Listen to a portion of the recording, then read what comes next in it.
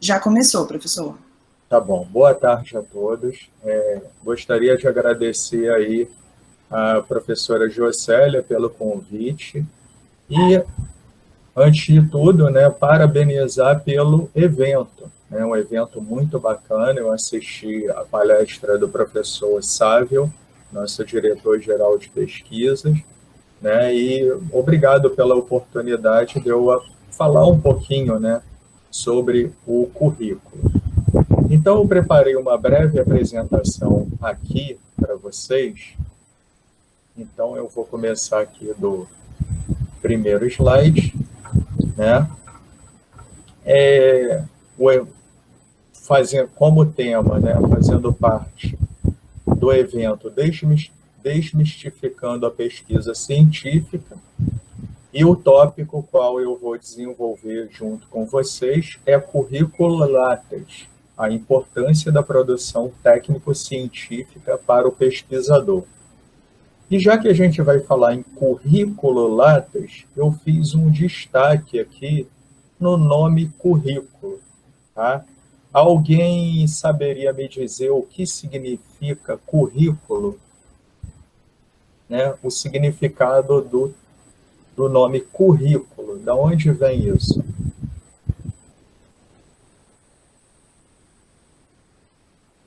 Currículo, né, ele vem do latim, né, mais adiante eu coloquei aqui no slide também, né, ele vem do latim, deixa eu voltar aqui, né, e basicamente ele significa, vem do latim currículo, o que significa pista de corrida, né, e aí, basicamente, ó, em um currículo, quando nós falamos em currículo, a gente pensa em quê? Em colocar nesse nosso currículo nossa experiência, nossas habilidades, o que fizemos, e eu acho que o termo que mais se enquadra no nome currículo é por onde passamos, ou seja, a nossa trajetória nessa pista de corrida. Então, basicamente é isso. Mais adiante aqui, eu preparei esse desenhozinho aqui, né, representando a trajetória que a gente tem que fazer, no caso do currículo Lattes, né, que é um currículo puramente científico, desde a época, né, a trajetória que a gente tem que percorrer, desde a época do IC até a plenitude do reconhecimento científico, que poucos alcançam, né, que é o Prêmio Nobel. Tá? Nessa trajetória, né, a gente começa por IC, aí depois, se a pessoa planeja continuar na vida acadêmica, passa pelo mestrado, pelo doutorado, pelo pós-doc, aí vira professor pesquisador, né, professor adjunto, professor associado, professor titular, e a tendência nessa trajetória é que as barreiras sejam maiores, né, e chega a um certo ponto de se tornarem barreiras, né, muito difíceis de se passar, que eu simbolizei aqui, né, representativamente como espinhos de cacto, né? Então a gente teria que passar por uma trajetória cheia de espinhos até se alcançar o Prêmio Nobel, que não é impossível, mas é uma tarefa muito difícil, né? E a plenitude do reconhecimento científico. E aí, como eu falei anteriormente, o currículo vem do latim curriculum, que significa pista de corrida, insinuando que nossa trajetória é como uma pista de corrida, com muitos obstáculos, que, fazendo uma analogia às leis de Newton, né, trajetória percorrida, tempo, velocidade, energia, etc., né, a gente pode descrever a nossa autobiografia, né? E no caso do nosso currículo Lattes, a gente vai alimentá-lo com nossa trajetória científica. Como é que surgiu o currículo Lattes, né? O currículo Lattes, ele surgiu a partir de esforços do Ministério da Ciência e Tecnologia, CNPq, FINEP, CAPES, né? Foi criada uma plataforma integrada de captura de informações para armazenar, gerir, enviar e receber e comprovar os dados enviados para os sistemas computacionais do CNPq. Isso aí começou em 1999. Ele é voltado para candidatos à obtenção de bolsas, auxílios, participantes dos diretórios de grupos de pesquisa no Brasil, consultores do CNPq, estudantes universitários, docentes, pesquisadores. Né? O nome Lattes é uma homenagem, né, ao físico brasileiro. Eu escrevi errado aqui, tá? Eu acho que é César Lattes. Esse aqui passou despercebido, né? Que contribuiu na descoberta da partícula meson. Né?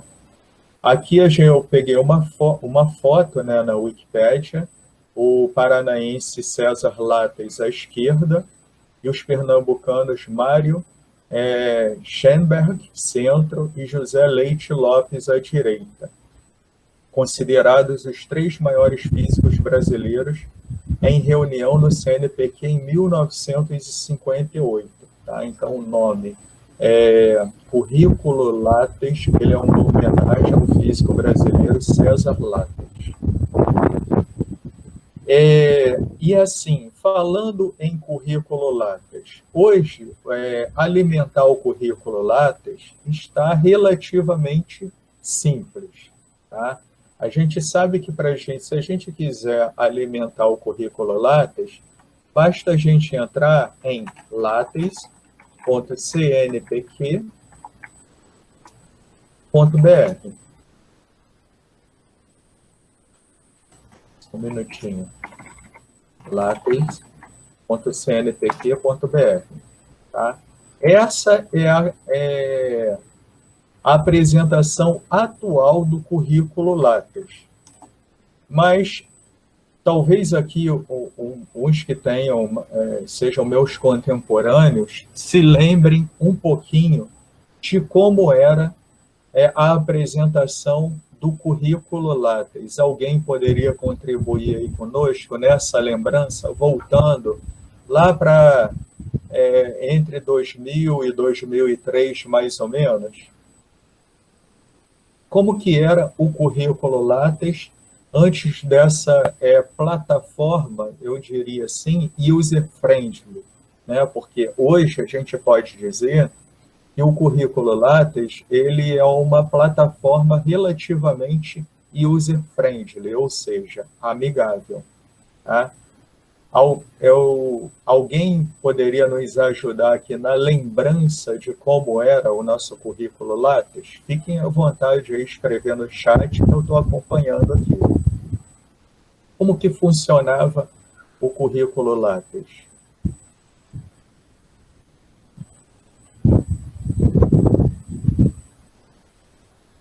Temos 27, o professor Erivelto, tem o meu amigo Fred, né? Prazer em encontrá-lo por aqui, Fred. A própria professora Jocélia. E aí, gente? Fiquem à vontade aí, a gente está num bate-papo, né? Uma mesa redonda. Eu estou tomando isso aí como uma mesa redonda para todos nós. Não se lembram como era o currículo Lattes? O seu Lattes é de 2007. Já pegou o atual Erivelto. Obrigado. Não, o Fred não lembra de detalhes, mas era infernal. Depende do ponto de vista, né? Talvez do ponto de vista, né, religioso, né, o qual a gente passa por um umbral, né, para alimentar o currículo Lattes e chegar ao céu, digamos assim. Nesse sentido, poderia ser considerado um inferno mesmo, infernal. Né? Palavras do nosso amigo Fred, né? Mas eu tive um pouco de dificuldade, gente, mas finalmente eu encontrei e baixei, né? Eu vou mostrar aqui para vocês. O currículo Lattes, deixa eu só minimizar aqui, tá? Eu achei esse link, um link antigo da USP, em que eu tenho versões anteriores do currículo Lattes, tá? Só para adiantar, o currículo Lattes, ele era instalado offline no nosso computador, tá? E como eu uso o sistema operacional Linux desde 1997, eu tive um pouco de dificuldade com a instalação do currículo Lattes, porque o executável dele, o instalador do currículo Lattes, era disponível só para o Windows. Então, se eu quisesse instalá-lo em plataforma Linux, eu teria que utilizar um emulador do Windows. E no Linux, não sei se alguns aqui mexem com Linux, é o emulador chamado Wine, Wine de vinho, tá? Então, nesse link aqui, depois eu vou disponibilizar a apresentação para a professora Jocélia, para compartilhar com vocês, tá? Se eu clicar nesse link, a gente vai entrar nessa página aqui da USP, uma página antiga, em que eu tenho a passagem, a evolução, né, desse instalador, desde a versão 1.4 até a versão 1.6, que, se eu não me engano, ela deixou de funcionar, e ela deixou de funcionar mais ou menos em 2003, 2004, quando eu estava entrando no meu segundo ano de mestrado. Tá? Então, só para mostrar para vocês, eu baixei esses arquivos, esses instaladores, tá? Eu botei aqui, chamei até no meu, criei uma pasta CV Lattes Old Versions, e aí eu vou simular a instalação desse executável daqui. Só para vocês observarem mais ou menos a cara do antigo currículo Lattes. Então, olha como era a plataforma Lattes. Aí eu viria aqui em próximo, né, para instalar. Aí vou instalar meu currículo Lattes. Hoje ele nem vai funcionar. Você deseja criar um ícone? Não. A instalação foi realizada com sucesso. Para executar o programa, escolha o ícone Currículo Lattes em Iniciar Programas Lattes. Tá? Eu não... Deixa eu ver se eu encontro aonde esse... Aí, PC... Aí, Lattes... Currículo... Deixa eu ver se eu acho. Currículo Lattes.exe. Vou executá-lo. Linux é um pouquinho confuso, tá? É mais linha de comando, é meio chato mesmo. Mas o Windows é só clicar 2 vezes no arquivo. Então, aqui, estou executando o meu antigo currículo Lattes. Quem é meu contemporâneo e teve essa oportunidade, ó, eu iria alimentando offline, ó, novo currículo. Aí eu começaria nome completo, nacionalidade, país de nascimento, data de nascimento. Como isso é uma simulação do old, né, do antigo ao atual, eu achei interessante mostrar isso aqui para vocês. Ó, Arlan da Silva Gonçalves. Naturalidade brasileira, né, CPF, igualzinho a gente alimenta online. Enfim, a gente vai alimentando e aí ele vai abrindo outras abas, aí no final a gente confirma, e depois que a gente confirma, a gente vai ter a opção de salvar o nosso currículo como. Então, até esse momento, o currículo Lattes, ele é uma plataforma offline. E aí, a partir disso, a gente exportava, né, para a plataforma, para o servidor do CNPq, e a partir daí o servidor era alimentado. Tá? E aí a gente não podia perder esse arquivo, porque por acaso se desse algum problema no computador, a gente tivesse que perder formatar o computador e perdesse esse arquivo, infelizmente a gente começaria do zero e teria que exportar novamente para o CNPq. Então, a gente ia alimentando essa plataforma offline e, posteriormente, a atualização dessa plataforma offline, a gente ia passando para a plataforma online, né? Exportando para o servidor do CNPq. Então, como o Fred falou, né, o professor Fred falou, realmente era meio infernal essa alimentação e dava uma série de problemas, né? Eu tive, né, as chances de acompanhar um pouquinho da evolução do currículo Lattes. Infelizmente, eu não consegui fazer o IC, porque a universidade e o curso que eu fiz na minha graduação, Engenharia Química, eu sou da turma de 94 primeiro, da Engenharia Química na Universidade Federal Rural do Rio de Janeiro.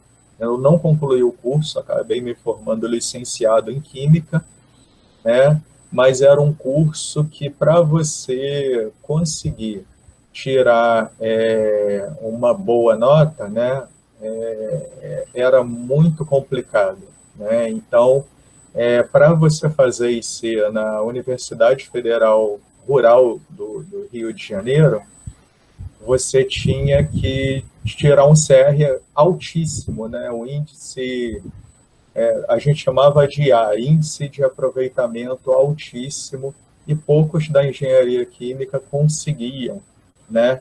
Uma iniciação científica. Hoje, eu acho assim, principalmente se tratando aos discentes do IFES, é importante vocês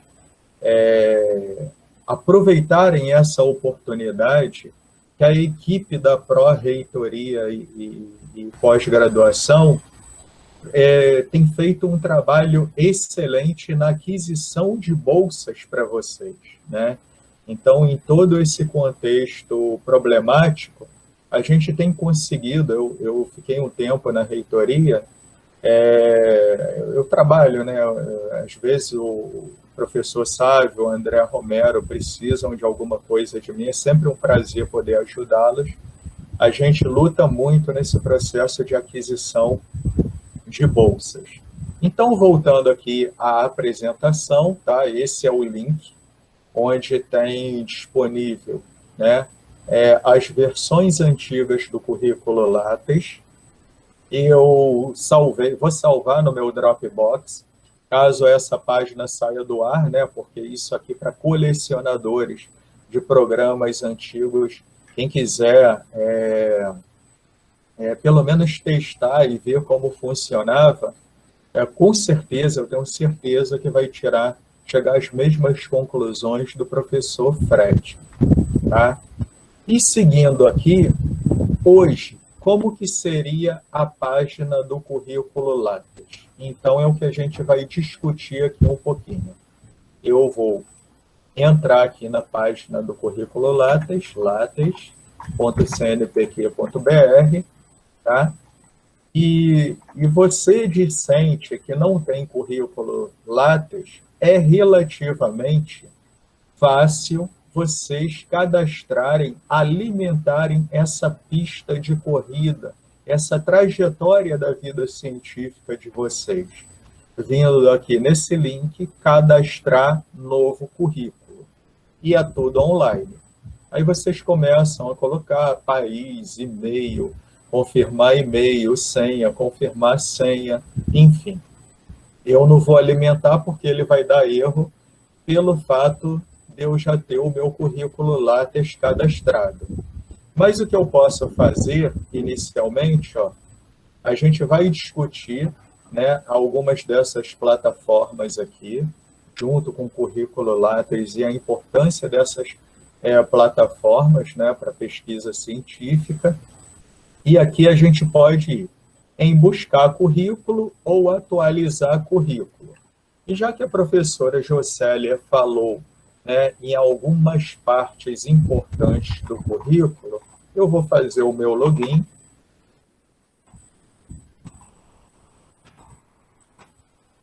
E aí vou mostrar a vocês alguns pontos importantes dessa plataforma Lattes. Tá? A cara inicial do currículo Lattes após o cadastro dele é essa aqui. Né? Aqui a gente tem os dados gerais, em que a gente coloca a nossa identificação, endereço, idiomas, prêmios e títulos, texto inicial, um resumo que você quer que apareça no currículo Lattes, além de outras informações relevantes. Aí vem a parte da formação.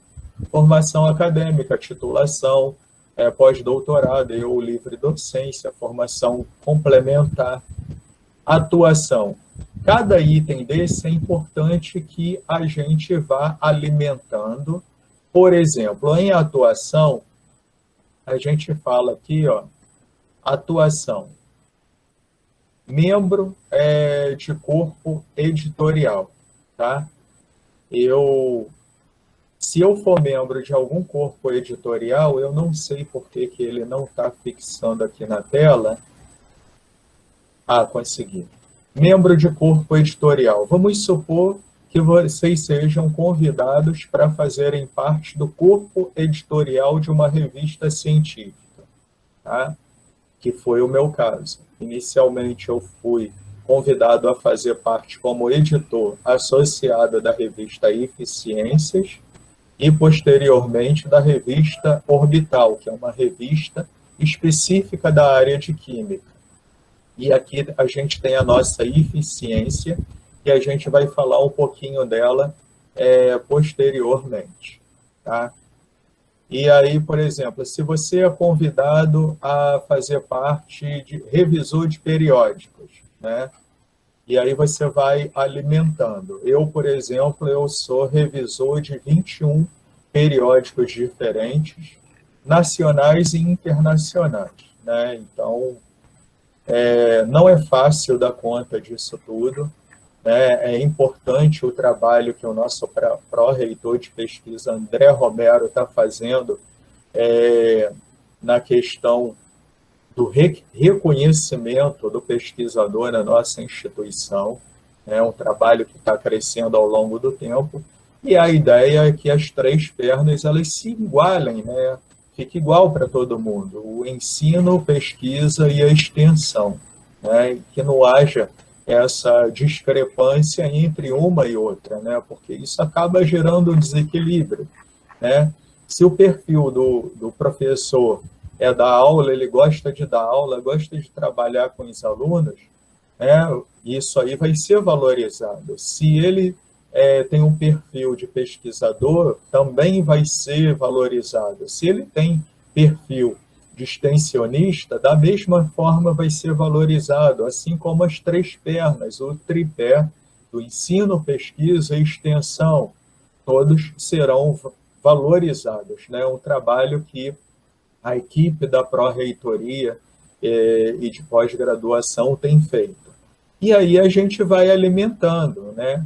Aí vem as produções, artigos completos publicados em periódicos, tá? Muita gente pensa erroneamente, eu apresentei, eu tive o meu artigo aprovado em congresso, tá? Bem, é um cuidado que a gente deve ter.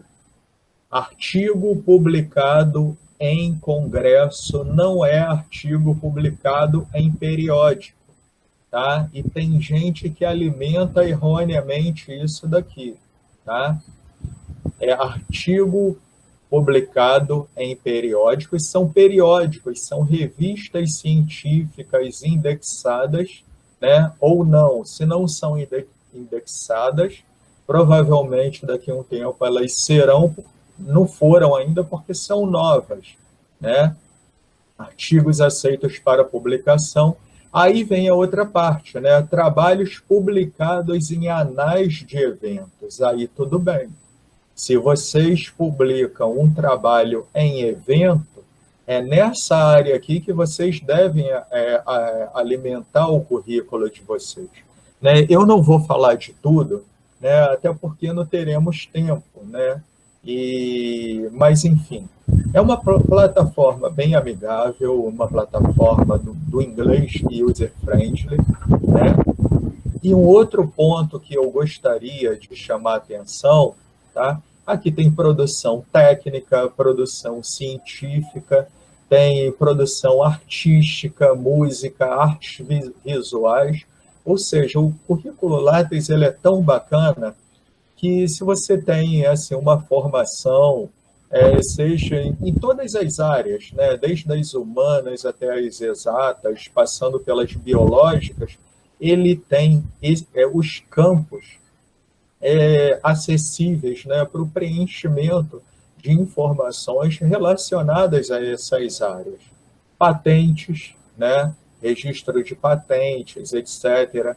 Programa de computador registrado, programas não registrados, né? Eu vivo desenvolvendo alguns softwares com meus orientandos e alguns alunos da graduação, né? Porque eu costumo dar, sei lá, programação aplicada à físico-química, né? Para tornar a físico-química um pouco mais interessante. Eu posso alimentar o meu currículo Lattes com esses programas sem registro. Agora, um outro ponto que eu gostaria de chamar a atenção de vocês é aqui, ó, orientações e supervisões concluídas, tá? Orientações e supervisões concluídas, ou em andamento, tá? Concluídas ou em andamento. Eu já vi, né, alguns colegas fazerem o seguinte: o colega ele vai lá dar aula da disciplina monografia, tá? Aí na turma tem 40 alunos, tá? E, pelo amor de Deus, gente, isso é uma crítica construtiva, tá? É só para poder contribuir com vocês com o melhor que eu posso fazer, né? Mas aí a pessoa vai e coloca o nome da turma inteira da disciplina monografia, né? Então, o docente da aula de monografia 1, monografia 2, todos os semestres. Cada semestre tem 40 alunos. Ou seja, significa dizer, então, que ele orientou 80 discentes por ano, né? Em 10 anos, ele vai orientar 800 discentes. Então, a gente tem que tomar esse cuidado, né? Porque o currículo Lattes, a gente ou pode alimentá-lo de forma correta ou de forma errada, né? Mas eu já tive a oportunidade de ver alguns colegas e eu cheguei, orientei, né? Não, gente, poxa, se você dá aula de monografia 2, quem deve alimentar, né, que orientou esse TCC, por exemplo, né, que ali a gente tem opções para IC, para TCC, para mestrado, para doutorado, para pós-doutorado, enfim. Mas quem deve colocar é o orientador de TCC escolhido pelo aluno, tá? É claro que é importantíssimo o trabalho do professor de monografia ou da professora, e se o aluno desejar colocá-lo como orientador ou co-orientador do TCC, aí tudo bem. Mas pelo simples fato da pessoa trabalhar com a disciplina monografia e colocar 800 alunos por ano, quer dizer, 80 alunos por ano, a gente vai estar cometendo um erro, né? Um erro científico, né? E assim, não proposital, mas pela falta de experiência do usuário do currículo Lattes, entendeu? Então, basicamente é isso. Então, a gente vai alimentando, não é difícil, tá? Se vocês tiverem alguma dúvida que eu possa contribuir, depois a gente volta nesse ponto daqui, tá? E aqui eu loguei, né, como atualizador do meu currículo, tá? Ele tem uma outra plataforma também de buscar currículos, né? Então, por exemplo, vou buscar aqui meu currículo, né? E ao buscar o meu currículo, existem umas ferramentas interessantes aqui nessa pequena aba que acabou de abrir para vocês, que é o seguinte, que é a rede de colaboração que eu utilizava muito, tá? E hoje, infelizmente, ela não funciona mais. Eu gostava muito dela, tá? Ele vai dizer o quê? Você não possui o Java instalado, ou a versão inferior a 1.5. A minha versão do Java é muito superior a isso. E fica dando erro, né? E aí se liga para o CNPq, ainda não se tem uma solução para isso. As pessoas, o atendente, né? O secretário ou a secretária que respondem, falam, poxa, infelizmente, muita gente está reclamando desse problema, tá? Mas eu acho que a pandemia, né, ajudou a piorar essa situação, né? A pessoa está lá só como um secretário ou uma secretária. A gente teria, qual seria a alternativa? Enviar um e-mail para o setor responsável e pedir, assim, solicitar uma solução para esse problema. Entraria numa questão burocrática um pouquinho chata, né? Uma situação burocrática um pouquinho chata, né? O termo que eu utilizaria, tá? Mas o que faz essa rede de colaboração, tá? Basicamente é isso daqui. Esse plugin rede de colaboração, só quem já teve a oportunidade de fazer isso aí funcionar, ele funciona mais ou menos assim, tá? Eu teria aqui, ele colocaria o seu nome no meio, tá? Ele colocaria aqui o seu nome.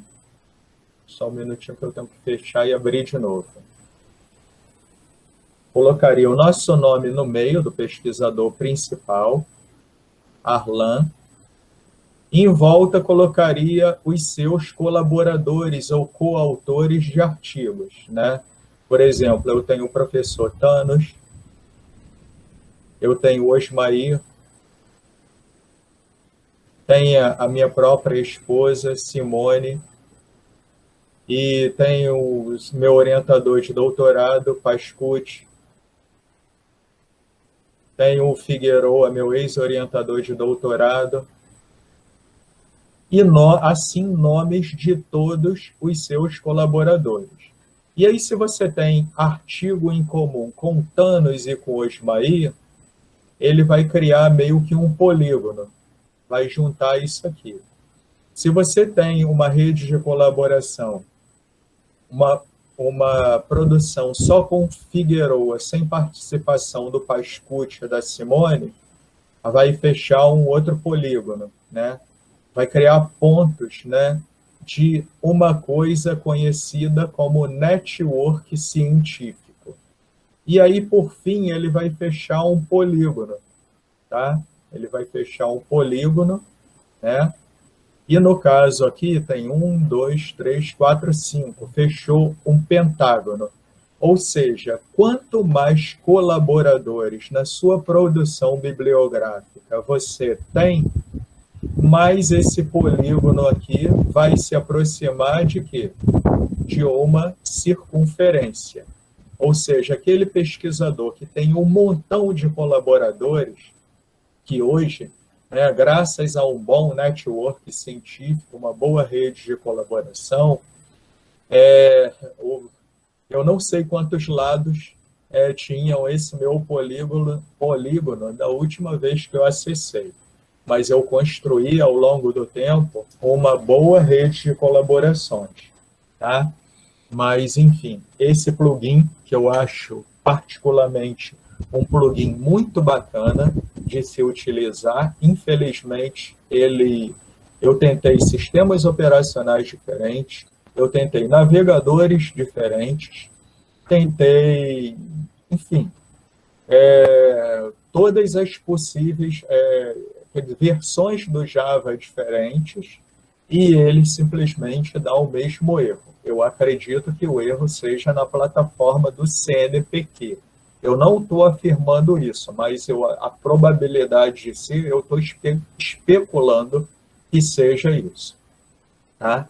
E um outro ponto importante nessa questão seria o diretório de grupos de pesquisa. A gente pode criar grupos de pesquisa, né? Eu tenho um grupo de pesquisa que ele é certificado pela instituição, que é o Grupo de Química Medicinal aplicada ao planejamento de fármacos do Espírito Santo. Isso aqui é importante para que o pesquisador seja avaliado também na submissão de projetos em que se peça recursos, né, para o desenvolvimento dessa pesquisa. Então, é muito importante. E daí a gente vai alimentando, né, o nosso diretório de grupo de pesquisas com os nossos alunos, enfim, vai colocando as áreas de cada pesquisador e essa ferramenta, ela importa dados do látex do pesquisador que a gente adicionou no nosso grupo de pesquisas. E assim, para suprir, de repente, para tentar, pode ser esse motivo aqui, do rede de colaboração não está aparecendo, surgiu posteriormente a ele esses indicadores de produção, que eu acho bem interessante também.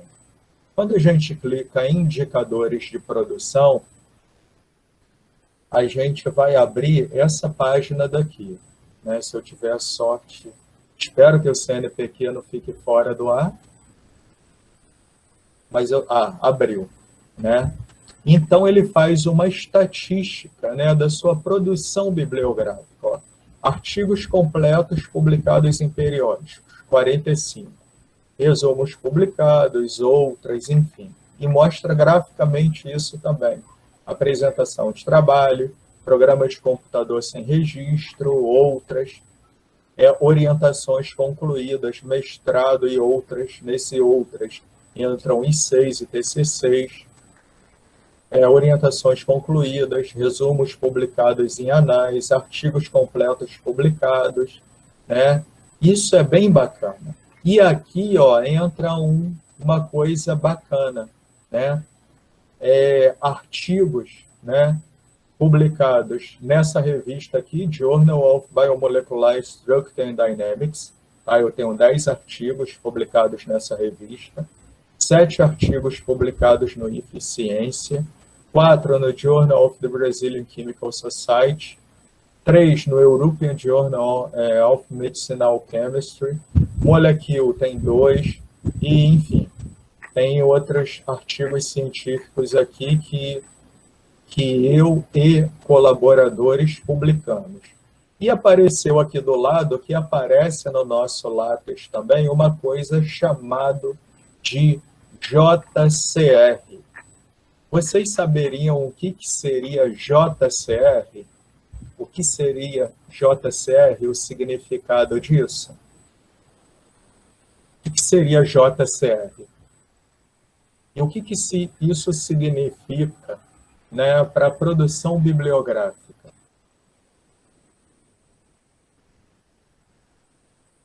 E aí, gente? Qual seria a diferença entre JCR, Qualis, né, o outro termo que aparece no látex, que é o SJR, né? Temos o SJR, temos o, deixa eu voltar aqui, o Crossref, Cielo, né? Dentre outras plataformas, não vamos falar de todas, né?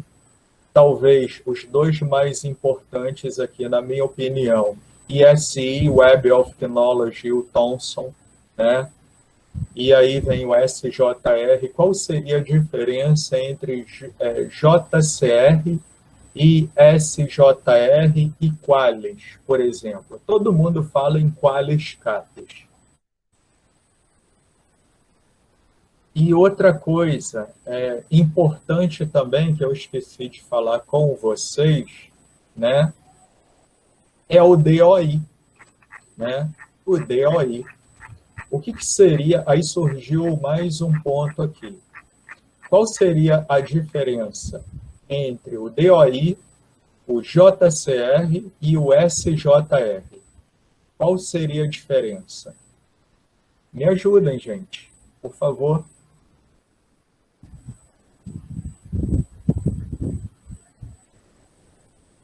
O Fred tá falando que eu posso explicar, que ele sempre se perde. Então, vamos lá.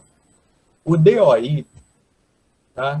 Nem todo artigo científico, vou ter que abri-lo aqui de novo, não sei por que fechou, né? Não, ele estava aberto aqui do lado. O DOI, vamos começar por ele. É o Digital Object Identifier. É o identificador digital de objeto, tá?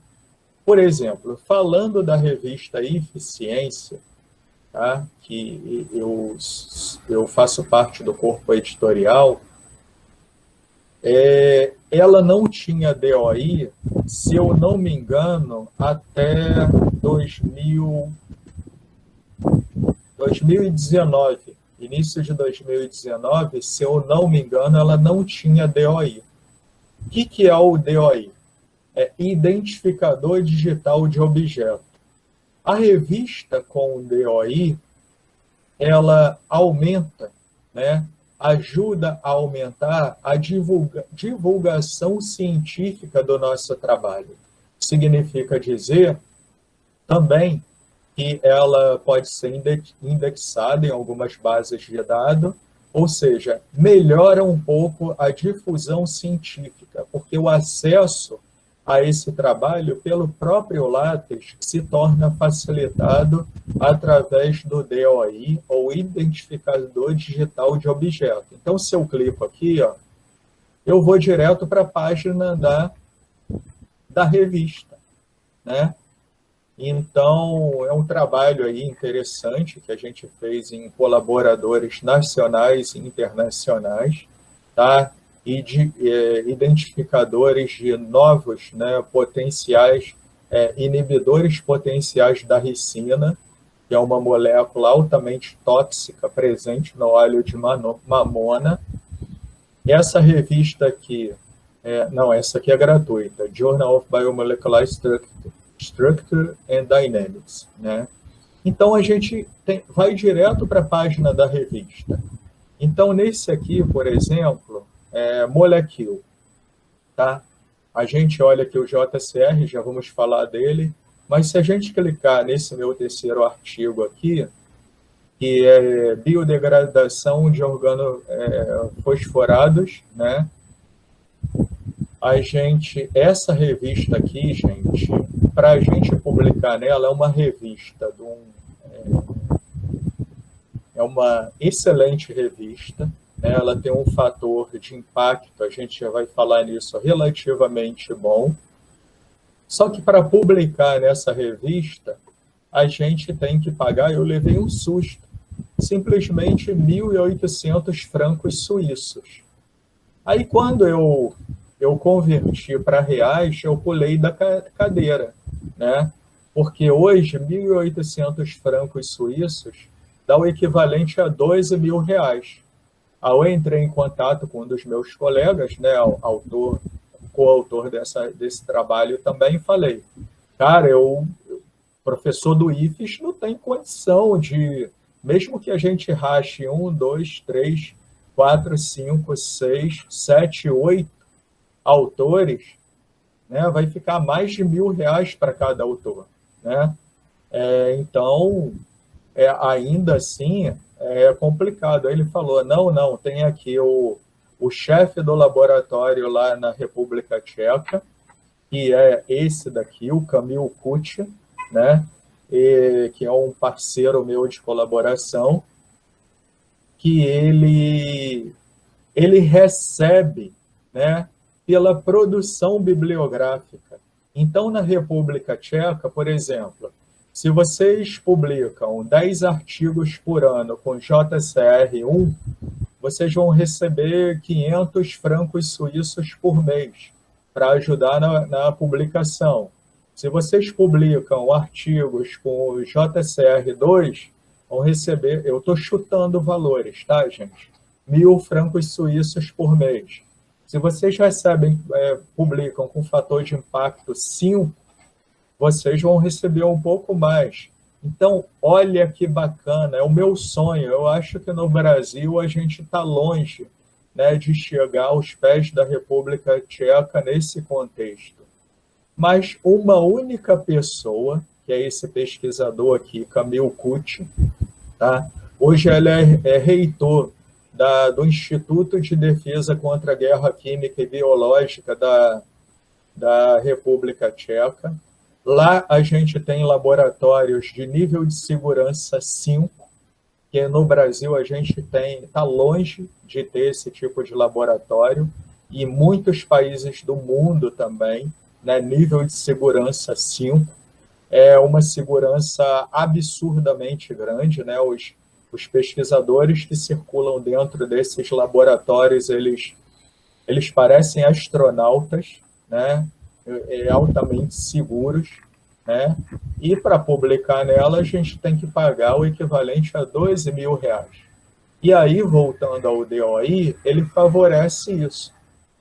E o JCR? JCR significa Journal Citation Report, tá? Ou seja, qual a diferença entre uma revista de JCR1 para uma revista de nível para o JCR2? Então, vou escrever aqui, né, nessa minha telinha aqui, JCR igual a 1 e JCR igual a 5. Aí vamos pegar, por exemplo, uma revista, aí, eu esqueci o nome dela, mas eu tenho uma tabela aqui. As revistas com maior valor de JCR são as revistas da área de câncer, né? Então, por exemplo, JCR 200. O que significa? Qual a diferença de eu publicar 10 artigos, um artigo com JCR1 de um artigo com JCR 200, tá? O que eu deveria fazer para quantos artigos com JCR1 eu deveria publicar para chegar ao nível de produção, quer dizer, ao nível científico reconhecido equivalente a essa revista de câncer com JCR 200. Eu simplesmente, para eu chegar a esse nível, né, eu teria que publicar 200 artigos com JCR1. E o que significa isso matematicamente? Se o número de citações nessa revista, bienal, trienal ou de 5 em 5 anos, depende, tem essa oscilação. Geralmente o JCR é de 2 em 2 anos, tá? É um JCR bem atual, e isso dá para acompanhar um outro fator, que é o tempo de meia-vida da revista, tá? JCR 5 significa dizer que essa revista é 5 vezes mais citada do que o número de publicações que aparecem nela. Temos uma outra famosa, duas outras famosas, que é a Nature e a Science. Ficam meio que brigando, né, com JCR de aproximadamente 30, né? Então, se eu publicar um artigo da Nature por ano, significa que eu posso respirar, né? É o mesmo que eu publicar 30 artigos com JCR1 por ano. Então, basta eu publicar apenas um. E se eu publico um único artigo com JCR 200, é o mesmo que para uma pessoa que gosta de publicar em revista com JCR1, para ela me alcançar, ela teria que publicar 200 artigos com JCR1. Não sei se ficou claro aí para vocês, tá? Produções... sim, a Jocélia está pedindo para eu falar aqui sobre a diferença entre produção bibliográfica e produção técnica, tá? Jocélia, produção bibliográfica, né, eu diria que estaria voltada mais à área acadêmica, propriamente dito, né? E a produção técnica, ela abriria um espaço, por exemplo, para os institutos federais, né, os quais nós estamos inseridos como docentes, né, servidores públicos dos institutos federais. A gente pode transformar, né, trabalhos dos nossos alunos, né, principalmente falando dos cursos técnicos, em produções técnicas e até graduações, né, que envolvem bacharelados em produções técnicas, né? Então, se você tem um perfil de trabalhar mais na área acadêmica, né, você pode utilizar mais produção bibliográfica acadêmica do que produção técnica propriamente dita. Eu poderia dizer que o desenvolvimento de um software ou de uma patente também não deixa de ser uma produção técnica. E no final eu acho que todos eles acabam andando um pouquinho junto, né? Se alguém quiser contribuir com mais alguma questão aí, tá? Porque esse aí é meu ponto de vista particular, entendeu, Jocélia? Então, não sei se esclareci, tá? Então, mas se quiserem interromper, fiquem à vontade, tá? Então, a gente chegou aqui na nossa... né, o currículo, né? A gente falou de JCR, de DOI, tá? Eu não sei quanto tempo eu ainda tenho para falar, eu vou tentar acelerar aqui, se for o caso, Jocélia. Eu vou abrir aqui a página. Quanto tempo eu tenho, Jocélia? 10 minutos? Tá, então vou dar uma aceleradinha aqui, tá bom? É um prazer tê-lo aqui, o nosso diretor de pesquisa, o Sávio, né? Obrigado, Sávio, pela participação, é um prazer aí, enorme, né? A gente trabalha juntos, né? E dá essa oportunidade, tem indicado o meu nome. Prazer é todo meu, na verdade, é uma honra, né? Nós aqui, esse grupo, poder assistir você falar sobre isso aí, com tanta propriedade. Parabéns pelo trabalho aí, viu, que você faz. Beleza, obrigado, Sávio. E voltando aqui o SJR, gente, que poucos sabem o significado disso, cliquei no link errado, vou voltar aqui, tá? Vou só fechar no SJR, que o SJR ele é basicamente o Scientific Report Journal, né? Eu poderia dizer isso, ele é o Simago Journal and Country, né? Ele nos dá, por exemplo, o ranqueamento por país, né? Eu lembro que há uns 5 anos atrás, em todos os quesitos aqui, eu vou falar bem rapidamente isso, né? Que o Brasil estava lá na posição de um dos últimos. E aí, inicialmente, né, curiosamente, eu fui procurar o Brasil. Melhoramos muito, gente. Se eu não me engano, o Brasil, nesse quesito aqui, ele está na posição 15. Olha que bacana, né? Então, estamos crescendo cientificamente. Isso é importante para nós. Então, a gente pode ranquear pelo número de documentos, número de documentos citáveis, número de citações, número de autocitações, citações por documentos e o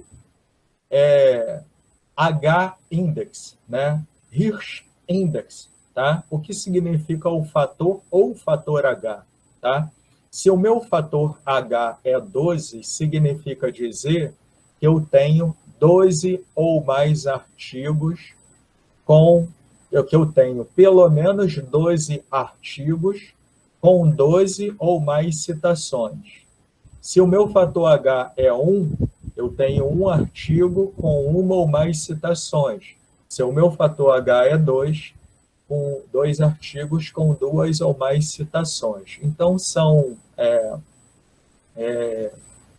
algumas denominações aí que a gente não está acostumado, né? Mas esse SJR, ele é importante, tá?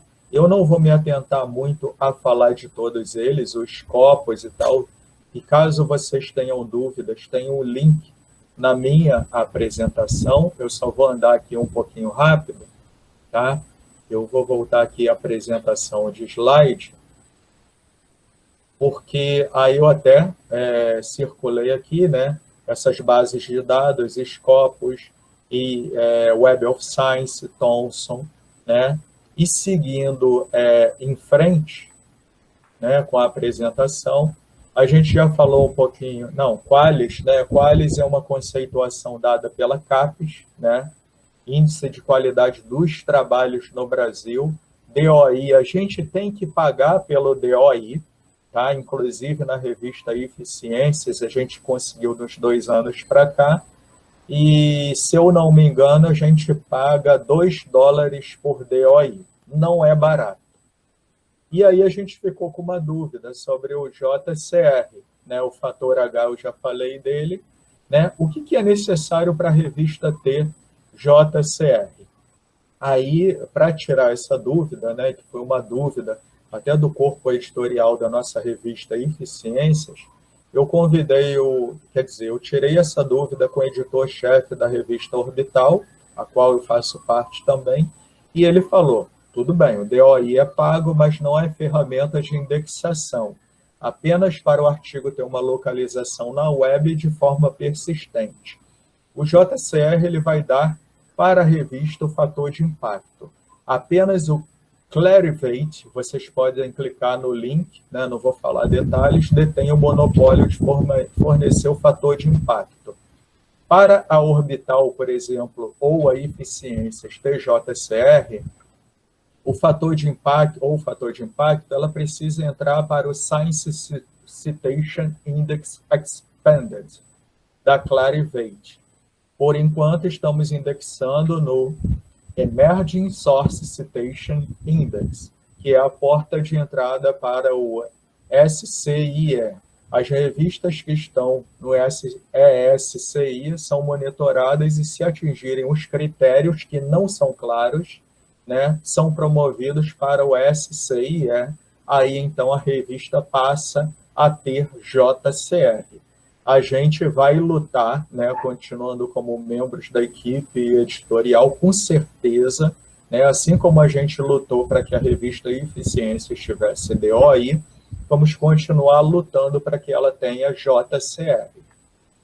E aí outras fontes de difusão da produção científica, né, tem o ResearchGate, que é importante, né, tipo um currículo LaTeX internacional, tem o Plubbles, que está ligado ao ESI Web of Knowledge, né?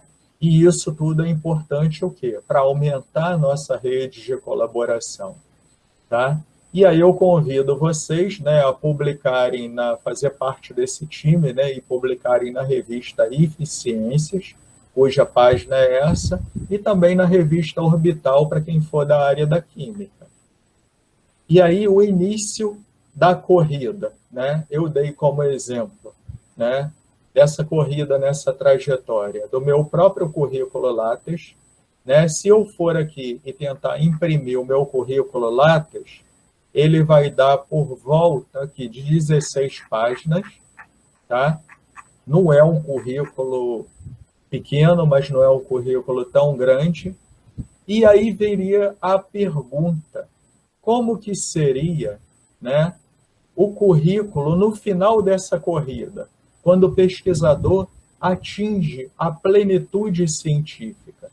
Como que vocês acham que seria um currículo, por exemplo, do Kurt Wittrich, que foi Prêmio Nobel em Química em 2003? Quantas páginas vocês acham que o currículo do Prêmio Nobel teria? Vamos lá. Jocélia ou Sávio, que está aí presente, quantas páginas você acha que o currículo do Prêmio Nobel teria, o Sávio? Mas, tamanho não é documento, não, né? Boa, boa, excelente, Sávio. Tamanho não é documento. Então, se a gente clicar aqui no currículo do nosso Prêmio Nobel em Química, né? Se a gente clicar aqui, o currículo do Prêmio Nobel tem 8 páginas, é menor do que o meu. Por quê? Para ele basta isso aqui, ó. Vou dar um Ctrl F, Nobel. Nobel Prize in Chemistry. Na realidade, eu errei. Prêmio Nobel em Química em 2002. E fora outras premiações. Tá? É um currículo que não está atualizado. Eu baixei ele porque ele participou de um evento em 2014, o Bryce Madcamp. E aí um cara desse não precisa botar muita coisa no currículo dele. Basta ele colocar que foi Prêmio Nobel e pronto.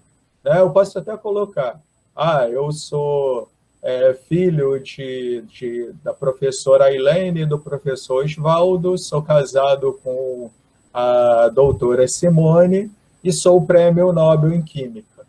Em 5, 6 linhas eu posso definir um currículo reconhecido mundialmente sem precisar colocar mais nada. Então está aí a vantagem de se alcançar a plenitude científica. Né?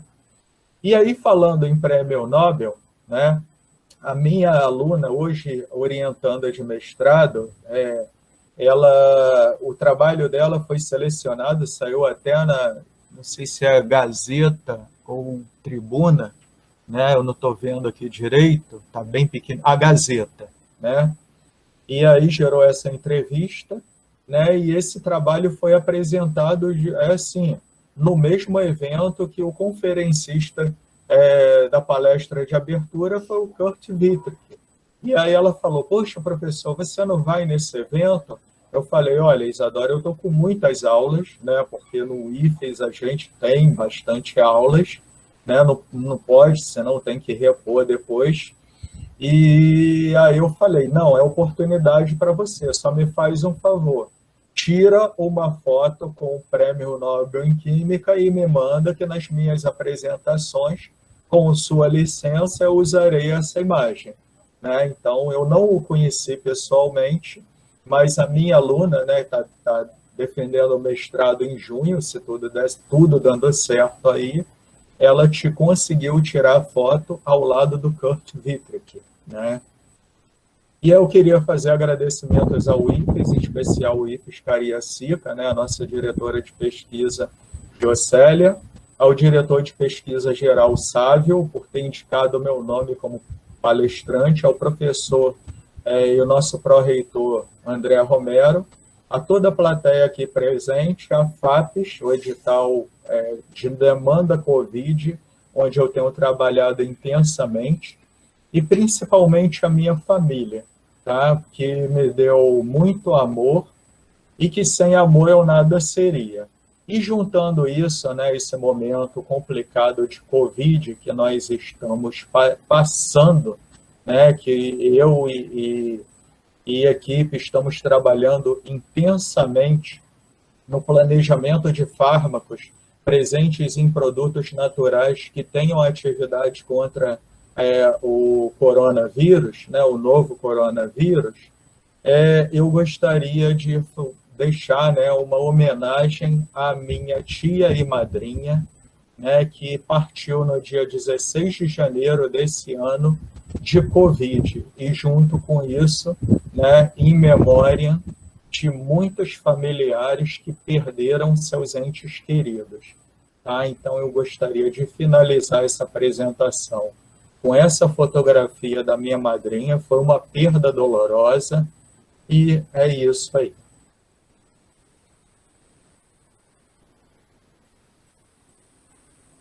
E professor Arlan, muito obrigada pelos esclarecimentos, né? Obrigada, Sábio, pela presença aqui também. Muito bom ter vocês aqui com a gente.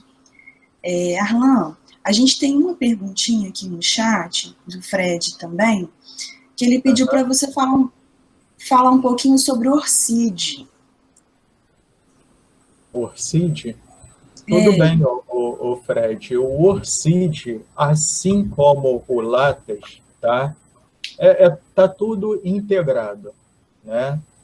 É uma forma, né, de aumentar a difusão científica, né? Aqui, o meu Orcide, tá? Ele é nada mais, nada menos, Fred, do que um currículo látex internacional. Seria um link para que o nosso currículo látex, ou melhor, a nossa produção técnica e bibliográfica, se torne visível no mundo. E eu acho que isso tem contribuído também para aumentar o nosso SJR. Se eu clico aqui, por exemplo, no meu Orcide, olha o que vai aparecer, tá? Instituto Federal de Educação, Ciência e Tecnologia do Espírito Santo. Não botei foto, mas eu posso botar. Posso botar uma bibliografia em inglês, claro, se eu quero que isso seja visto no mundo, a bibliografia em inglês, né? E aqui estão meus artigos, né? Com as suas respectivas citações e tudo mais. E o mesmo, Fred, se dá quando eu vou buscar meu currículo no Research ID, que é uma outra plataforma de divulgação da nossa produção, tá?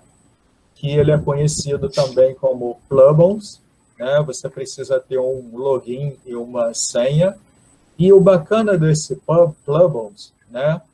Publons, é que ele nos dá, né, uma estatística também. Então, por exemplo, aqui, ele computou 33 publicações, eu estou com 45, e o total de vezes citados, ou seja, eu tenho 418 citações.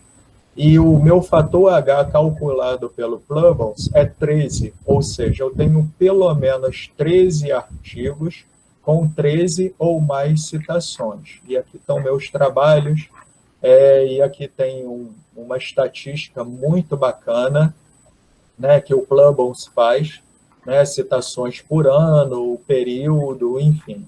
Então, falando rapidamente, eu não sei se eu esclareci sua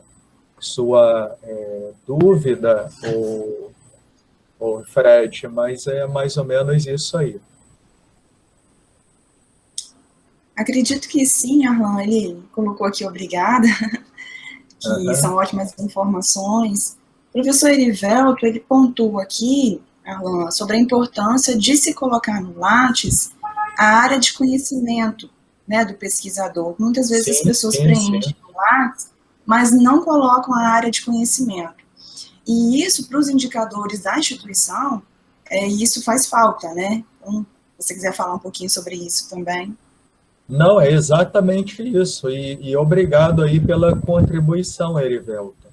É bacana, isso mesmo aí que você descreveu, né? É importantíssimo, sim, a gente colocar a área de conhecimento, porque exatamente por essas razões aí. Obrigado, Erivelto. Pessoal, alguém gostaria de colocar mais algum questionamento? Alguma contribuição? A gente já está... Pode falar, Sábio. Só para deixar aqui registrado, porque muita gente vai querer ver isso aí depois, né? Então, fica tranquilo, Arlan, que você vai ficar para prosperidade aí, tá bom? Sua palestra, sua apresentação. Inclusive, eu vou assisti-la porque eu perdi o comecinho, hein? Não, tranquilo. E obrigado mais uma vez, Sávia. Daqui a pouco, a gente vai colocar no canal do IFES Cariacica no YouTube, né? No final da palestra. Quem entrou aqui agora foi o André Romero. Será que ele consegue nos ouvir? Boa tarde, André. Ei, boa tarde. Se ele tá... Boa tarde, André. José, eu coloquei um agradecimento a você aqui, ó. 1000 perdões para ele, mas eu já tinha falado para ele, peço desculpa para você também, não, que eu estava numa banca de TCC. Sem problema. Mas eu falei, antes atrasado do que nunca. Não, beleza, é um prazer aí, tá? Vocês, né? Essa equipe aí é sensacional. Obrigado aí por me deixar fazer parte de alguma forma dessa equipe. Só tenho a agradecer. Não, tá jóia. André, você chegou no finalzinho. Mas você quer falar alguma coisa? Quer fazer algum... Não, eu queria falar assim, eu queria agradecer, fazer um agradecimento muito especial por esses movimentos que estão sendo feitos pelo Campus Cariacica, Sávio também, e pela participação dos colegas pesquisadores. Sei que Sávio já fez a apresentação, a Márcia eu não pude, eu estava em reunião, não pude participar da reunião que vocês fizeram, da apresentação que vocês fizeram. A Arlan também conversou comigo, sabia que ele ia fazer a apresentação, eu pedi desculpa para ele, falei que ia entrar, mas eu estava como minha aluna de TCC, acabou agora e acabei entrando. Eu só tenho que agradecer esse movimento, a gente tem a real noção de que a pesquisa institucional nossa precisa ser melhorada mais ainda, que a gente precisa atingir outros campos, que a gente está fazendo um trabalho, na verdade, de difusão científica, você entendeu? Nós temos pesquisadores excepcionais dentro da nossa instituição, como Arlan, como Sávio, como... Estou citando alguns nomes, né? Igual o Anderson Romão, tá? Nós temos muitos pesquisadores, mas a gente precisa assim, ampliar as coisas. A gente precisa... Como assim? Eu vou usar uma palavra de democratizar as ciências, entendeu? Dentro da nossa instituição. Eu acho que pesquisadores, e esses trabalhos que vocês estão fazendo, que o Sávio está fazendo, que a Márcia está fazendo, que Pedro está fazendo, sabe, são muito importantes para que a nossa instituição seja muito mais forte na parte da pesquisa e da pós-graduação. Então, minha gratidão, meu respeito por vocês. Eu sei que aqueles que trabalham na área da pesquisa, na área da ciência, muitas vezes não são compreendidos, às vezes até a falta de compreensão dentro dos nossos campos, por parte dos nossos colegas, mas a gente está lutando, a luta não é no sentido de briga, na verdade, a luta no sentido de buscar essa compreensão dos nossos colegas, da importância da pesquisa, da pós-graduação e da extensão, que são obrigações nossas pela 11.892. É isso. Joia. Obrigada, André, pela presença aqui. Né? A gente estava finalizando mesmo, né, professor Arlan? Eu perguntei se alguém tinha mais alguma colocação. As pessoas estão agradecendo. Que eu entrei, foi o acaso, tá? Eu não sabia que estava acabando. Não, tranquilo. Foi o acaso. Mas foi ótimo, André. As pessoas agradecendo, parabenizando pelo trabalho, né, do professor Arlan, de toda a PRPPG. Para quem é de fora do IFES, o professor André é nosso pró-reitor de pesquisa e pós-graduação, o professor Sávio, nosso diretor de pesquisa, né, e o professor Arlan é editor da revista Eficiência, né, e professor de Química do campus Vila Velha. E eu sou do campus Cariacica, sou Gisele, diretora de pesquisa, pós-graduação e extensão do campus Cariacica.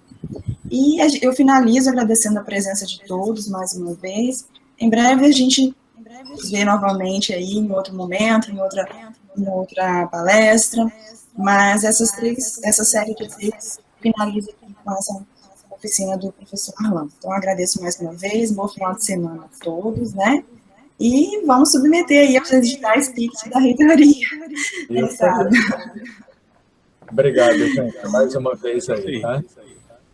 É isso aí. Parabéns mais uma vez e obrigado a todos também. Bom final de semana. Bom fim de semana. Obrigada, gente. Abraço. Tchau, parabéns, Jocélia, pelo evento. Eu que agradeço. Valeu. Tchau, tchau. Tchau.